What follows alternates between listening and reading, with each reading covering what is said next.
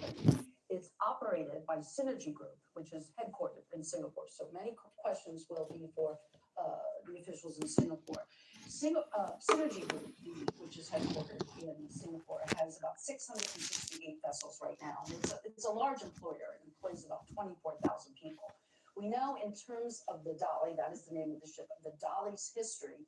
It was recently in port in Panama on March 13th, according to logs, and in New York on March 19th. Now, it, of course, as we've seen, and we're not collided with the iconic Key Bridge.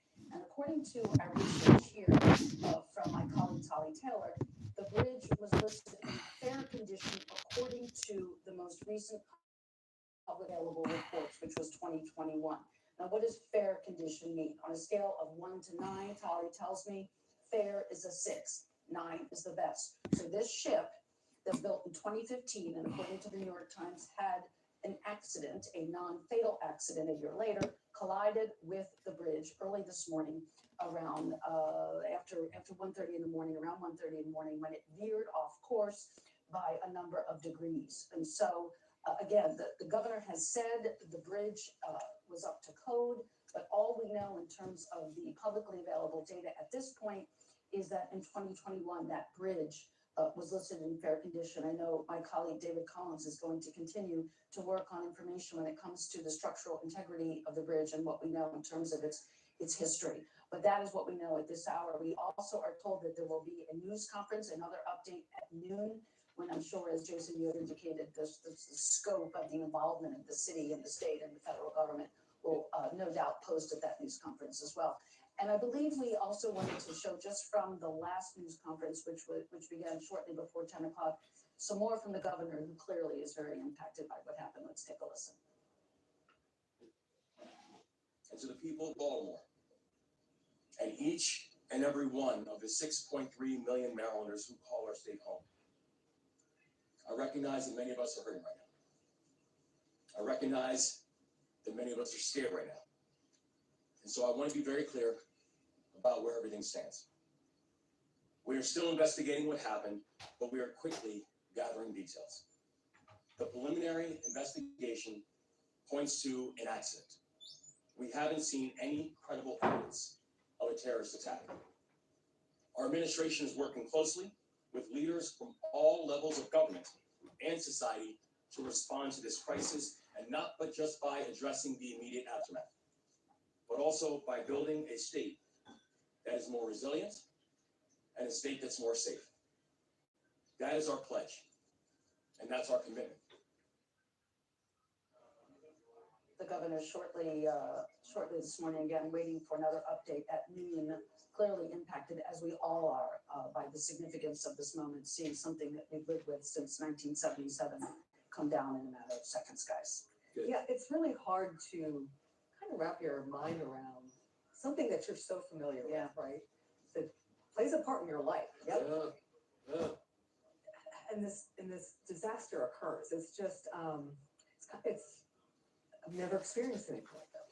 And now we're getting to that point where the videos and daylight things are coming out. There's one video that we were watching, and the internet, who knows how close it is to be real. But at any rate, it appears to be authentic of the ship coming towards the bridge, and you can see the power outage. Yeah. You see the lights go out and pop back on, and then they pop out again. And I guess that's the same thing that the investigators have seen as they've done some investigating. So. This is a thing that at least people could see it coming, at least gave them some chance to get out the Mayday call. Right, and keep people from entering onto the bridge. Yeah. Which was a real blessing. Yeah, but again, like we said, suppose this was rush hour. Right, I know. How much time do you have then? Right, exactly. And Tony was doing some research, and what he was able to find out is it's like more than a mile to stop these ships when it just doesn't stop on a dime. So people may be wondering, well, they had this Mayday, why couldn't they just stop moving? It doesn't work like that. Sure. And another thing, and Deb brought this up too, the emotion for the governor, and there's some folks go, it's just a bridge, but first of all, the lives involved is a very big thing. But like you said, the daily impact. Yes. This is work. If you think this isn't going to impact you, you're incorrect. Yeah. Because it's going somehow it's going to impact you. If you get on the Beltway and Woodlawn, trust me, the Key Bridge is going to affect you. Yeah, if you're getting on the Essex, and your Amazon shipment might be Yeah. affected, or, things like that, they're just general commerce. Yeah. And not just us, but people from, I think, this region. Sure. Yeah. Plenty going on, we heard from the mayor, this is a state of emergency for the city right now. They're dealing with that, that FBI has been here, they're saying that this is no relationship to terror. Senator Van Hollen, money that he's hoping that will help go towards us recoup things, get things back together, and got more really, just the word that came out to me for him was just shock. He was talking about the shock of just Right. getting the call from the mayor and getting the call from his chief of staff this morning. And Alert something that you just Yeah, don't. I think we can all relate to that. Oh, without a We doubt. all had that. Yeah. when we heard about this. Let's go back to Kate Amara. She is live at Fort Armistead. Kate, what's happening there? This is a very busy scene, a lot of trucks and heavy equipment coming in and out. And the second I said that, we have a Swift Water Rescue Rapid Relief Team here from Rugged Source. Where are they from? I can't quite tell, but this is what the Swift Water Rescue type vehicles that we've seen showing up here. We've seen inflatable boats from volunteer firefighters, from county firefighters. And we've seen a lot of emergency vehicles with and without lights and sirens. Here comes another one with lights and sirens. And we want to, here we go, turn the siren off as he came through. But I believe I saw the state Secretary of Transportation be escorted out this way as well. Now, I want to bring in, come on over here. We just spied, Janine and I just spied these guys. It's Arundel Christian Church. I saw on your, and you have a hat that says Airborne. And I don't know your name, but I'm assuming you're here to help. Tell me, what's your name, what's your affiliation, and what are you doing right here at the staging area? Sure, my name is John Chenery. I'm one of the overseers at Arundel Christian Church. We're here today just to be with the first responders and anyone that needs either prayer, support, we provide lunches, coffee, whatever they may need on site. We'll be here for the long haul. We're at arundelcc.org. That's Roman Christian Church. There's going to be a lot of need with the community, particularly as the port shut down. This is a port community, as you know. So our hearts and prayers go out for the entire community. And we just want to let them know by being here that we're in support, we're here for them, and we'll do what we can. When you just said that, the spokes of, if the bridge collapses, the hub of the wheel, the spokes keep going further and further. We've talked about the port shutting down, and what does that mean for the people who work there? Will they be laid off? Will they lose work? Is that in addition to helping first responders right now, is that some of the work you anticipating doing for going forward? Yes, there are benevolence and donations that come into the church. We'll be providing funds to those families in need. We also have Harvest Resources, which is the largest food bank in Anne Arundel County. Right now, we're feeding quite a lot of people, but we anticipate more demand as the port is shut down and our community starts really feeling the pain. You talked about first responders, and for us as reporters, we talk to first responders who go into situations like hurricanes and do swift water rescues. They never want to talk about themselves. They only want to talk about the other people that they've helped. Can you talk to us about what this can do emotionally, psychologically to these first responders? Yes, I was a first responder as a young man. But I can tell you that those images, those things that they're going to see on site, they don't go away. They're with them also for the long haul. So we are providing also counseling services through different ministries that we have, and we're tied in tightly with all the other churches in the community too. It's not just Roman Christian Church. We are a community of churches in this area, and like I said, do everything we can to support not only the families that have lost loved ones, the families that are going to be impacted economically, but also to the first responders or folks who are helping out, the construction crews that were on site, and those are going to be helping to clear the facilities. We're here for them as well. Thank you so much. You're a great example of how the community, the greater Baltimore community, is rallying around to help the people impacted. Thank you so much for your time, and we'll send it back to you in the studio. Thank you. Yeah, and Kate, I'm Thank you, guessing Kate. that, a gentleman like that is, we'll see a lot of that over the coming Yes. days. This community, if you're gonna say one thing about it, we do support each other. And at a Absolutely. time like this, you'll see churches and Boy Scout groups and, Fundraisers and Yeah. absolutely. Maryland comes together. Yeah. Absolutely. If anything, it's like Ellicott City, it was very telling of the way that people sort of help. Even at Penn North, and we went through all that ordeal.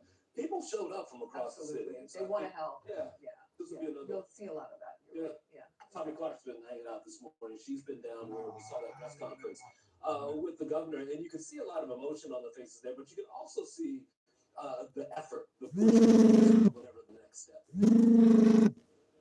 We're right on the edge of authority. I'm looking at dozens of photographers, reporters across the nation, even from across the world. Behind me, this is about as far as we can get on the edge, closest to where this happened. You can see that cargo ship and what's left of the bridge there, just right on the edge. You can see that police officer there. He's basically telling reporters, you can't go any further. So we are on the edge of where it can be. So the closest look you're going to get from the ground. Right now, like I've been saying, that search and rescue effort is still underway. We have divers and we have helicopters overhead searching for those 6 construction workers still missing at this hour. 2 rescued, 1 refused treatment, 1 is in serious condition at shock trauma. So we're going to stay on this scene as they put up that police tape to kind of square off where journalists need to stay, because there are so many from across the world here right now. But we're going to stay here and continue to get any updates. This is kind of in the epicenter here off Authority Road, just right off of the bridges here in Dundalk, where they've been holding press conferences.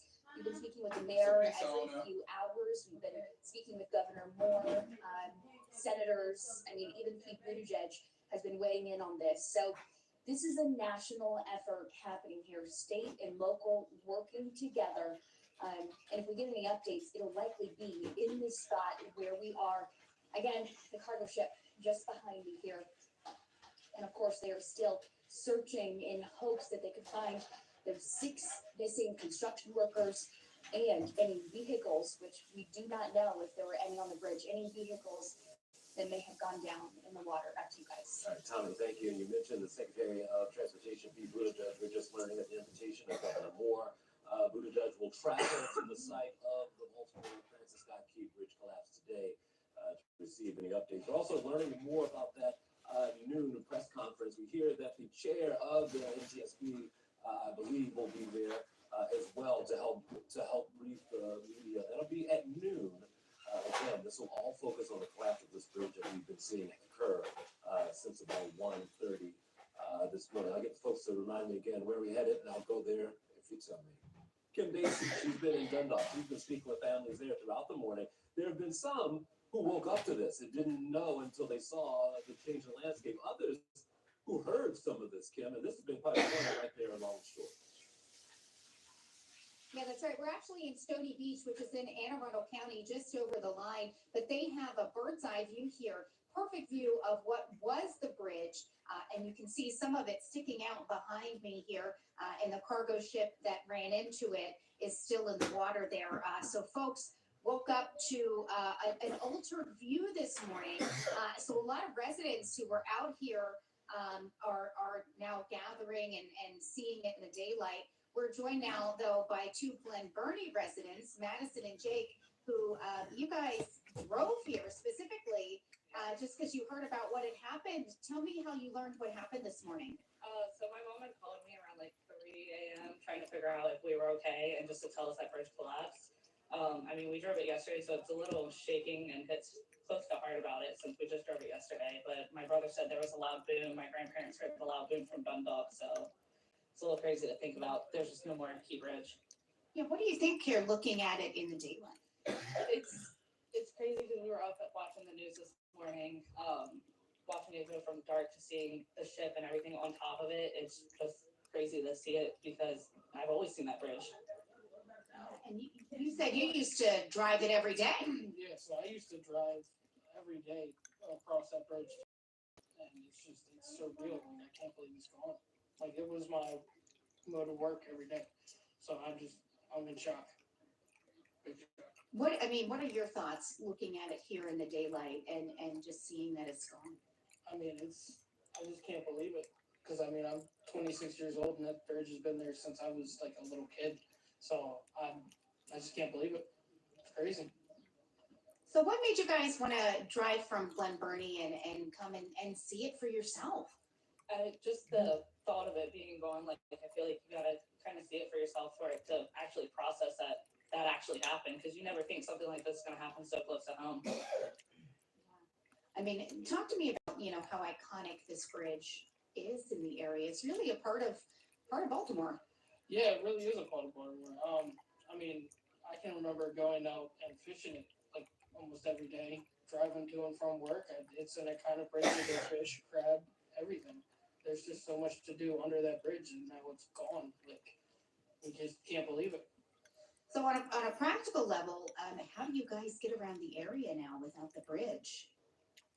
So I know it used to be mom's mode of work to work. They're gonna have to start taking the tunnel, or you just have to go all up into Baltimore and try and get around it. But we all know it's gonna be insane without the bridge. There's gonna be so much more traffic. Everywhere, right? Not just in this area. Oh, for sure. Yeah. It's just because, I mean, from what I heard, they're telling people to take 10, and 10's not that far away from here. So it's just going to be a big traffic jam parking lot for a long time. What are you thinking, feeling for the folks? I mean, they're still searching for any survivors out there. I mean, my heart's out with those families. I mean, it's saddening to see, we don't even know how many people we're looking for right now. And seeing that they at least got 2 out this morning, from what I heard, I mean, I'm grateful for those 2, but I'm praying for the rest of those families and hoping their loved ones are okay. Now, this has become national and even international news. What do you think about that happening right here to our bridge here in Baltimore? It's crazy to think, because I mean, like I said, you never expect something like that to happen right here where you live. And then, I mean, you see it sometimes on the news, like, oh, hey, this has happened. And you're like, I'm glad that hasn't happened at home yet. But when you see this happen, I mean, it's insane to think that this is all around the world right now. And I mean, does it make you feel any different about the area or how safe it is to drive over that bridge or any other bridge? I mean, I've always had fear of bridges just for that reason. I would trust somebody else driving over a bridge, like him, but I've always had a fear of bridges for it. I mean, it doesn't impact like my feeling like the area is safe or not. I think, from the videos we saw, how the ship lost power so many times, they tried to steer away from it, I feel like. We've heard from a lot of people that they've been getting text messages and other messages from folks in different areas, even who are seeing this on their news, to ask, if their loved ones are okay. Have you guys gotten any messages from folks asking, hey, are you guys okay? I think my dad did this morning, from people knowing that that's how they get to and from work sometimes. So I know he's gotten a lot of texts, but that's like who they go to to make sure everybody's all right is one of our parents. Well, any other parting thoughts here about, looking at the remnants of the bridge? Just, I pray for the families, like the families of construction crew, because it's already a dangerous job just being out there. But now that the bridge is down and they were on it, it's just pray for the families. We all are doing that. Well, thank you guys so much for sharing your thoughts with us. And again, a lot of folks here are not actually from this neighborhood, but from neighboring areas, and they've come to see what they can see of what's left of the bridge, just to see it for themselves. So we'll send it back to you guys. Well, Kim, that gentleman was saying that bridge is part of his life every day. Yeah, I mean, I can't imagine what it was like for him.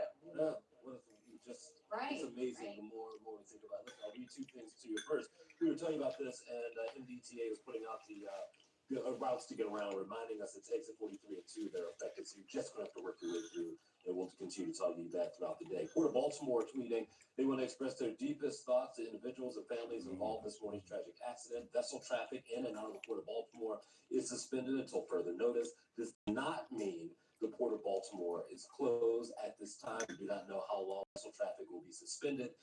As soon as this is determined, we'll provide an update. Until then, please keep those involved in your thoughts and prayers. Also, this is coming out of the Philadelphia Port's Twitter site. They're saying they're monitoring the tragedy here in Baltimore. Thoughts and prayers go out to all involved, injured, and affected, extending thoughts and gratitude to the dedicated first responders. The maritime community will naturally work to assist the Port of Baltimore in any way. That's coming out of the Philadelphia Port. So other ports we're going to be hearing from. Yeah. Quite I imagine. Yeah, it'll be a busy day, I think. Let's go back out to Deborah Weiner. And Deb, it struck me earlier when you said we are all going to remember this day. Yeah.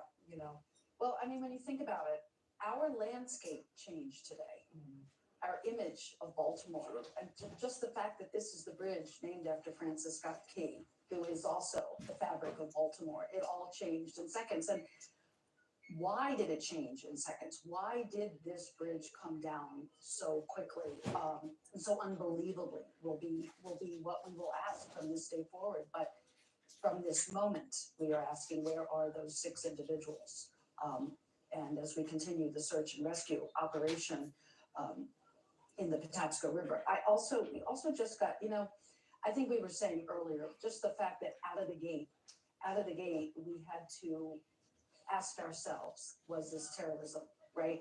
And as the FBI came up to the podium there and said, we have no indication that this was terrorism, that this was only a terrible catastrophic accident. We also just got a statement from the U.S. Attorney Eric Barron, who reiterated that by all accounts at this moment, there is no indication that this was terrorism. But the fact that we all go there instinctively, I think just says a lot about where we are. But again, a terrible catastrophic accident that will impact all of us and how we get around and how we think and how we feel. And just some of those interviews, people talking about their fears of going over bridges. Some people have that, it's an intense phobia, but I think that will be a phobia that will emanate and affect many of us. We are told that there will be another briefing at noon today. We are also efforting a conversation and a live interview with the chaplain with the seafarers, because clearly this has impacted so many people who this is their way of life, and this is the way of life for their families as well. And it is dangerous. We're reminded of the danger of this international commerce. This was a ship that was on its way to Sri Lanka, that was headed there in a 22-day journey, but out of the gate, something terrible happened, and it collided with something we've all come to love in Baltimore. I do think we want to go back to just some of the comments from the last briefing that we had, just to get a sense of it. Was the first official briefing of the day as a light came, so let's take a listen to that. But Maryland, we will get through this, because that is the Maryland spirit, and that's what Maryland is made of. We are Maryland tough, and we are Baltimore strong. So in the face of heartbreak, we come together. We embrace one another, and we come back stronger. That's what we've always done. That's what we'll continue to do. And that's what we're going to get done together. And we're going to pray for Baltimore. The governor's first comments of the day, as he's surrounded by officials representing local government, state government, obviously, and the federal government as well. All hands on deck, as you had said earlier, Jason, as so many questions have to be asked and answered. When they will be answered, we don't know, but certainly we will all continue to ask them. But for now, all focus on that water and the search for 6 individuals who remain missing. Guys. It's still telling me that when you look at the rainbow of those cargo containers, in all of those you consider probably full of goods that were headed somewhere. Right. And so for that many ships to be stalled now, we're not disregarding the lives, but as we step away and look at those folks like Kate's talking about, the impact. Just froze like this. Yeah. Yeah, and so that was chartered by, we often see, it's just a sort of iconic image, you're talking about iconic images, those shipping containers with that one word Maersk on it, Yeah. which was, that was the company that had chartered this particular ship. And just on sort of an economic side to all of this, again, let's focus on the humanity of it all, but Sure. there is an economy to this as well, and the shares of that particular company dropped precipitously in London as their trading opened this morning. So there's so many aspects to this. There's so many layers to this. But I think for so many of us and for the reporters on the ground and for the families, it's just, where are those people? And in that frigid water, the 44-degree water of the Patapsco River, focused on the Coast Guard and the divers from all over who are searching for those souls. And those divers, let's talk about Oh my that. gosh, Yeah. yeah. How about that? The John? work that they do is just, Mm. it's remarkable. Remember, I mean, we've had more darkness on this than daylight, I think Yeah. still, and networks they are going through. Oh, wow. Tirelessly Yeah, looking for people under, I just can't imagine what their mindset must be. Yeah, well, you wonder too, the degree to which we drill for these moments, right? Like, we have so many different ways that we prepare for mass casualty events in our society, but how could we, or did we possibly prepare for the collapse of a bridge that came down before our eyes in a matter of seconds? I mean, you think about everything we prepare for, right? In our workplaces, in our schools, but how and if we even prepared for something that prior to this day was just unbelievable. If you had even suggested this, that we would see this, we would say that is an incredulous concept. Yeah, That exactly. nobody could believe that this could happen, right? And then we're learning the precision involved in what happens at the port. Yeah. I was unaware, and as you had mentioned earlier, Deborah, this is dangerous. There is danger Yeah. involved I mean, in this that is, kind of you just don't even realize it because you assume that things just move in. You take it off for granted. It just absolutely happens. take it off. Yeah, we're gonna go to Kate in 1 second. If we're able to, can we just look at that traffic map real quick? I think it's in traffic computer, just to give people a sense. If we don't have it. So I'll tell you all about it. 695 Key Bridge. You know this has all happened. The outer loop closed at exit 2.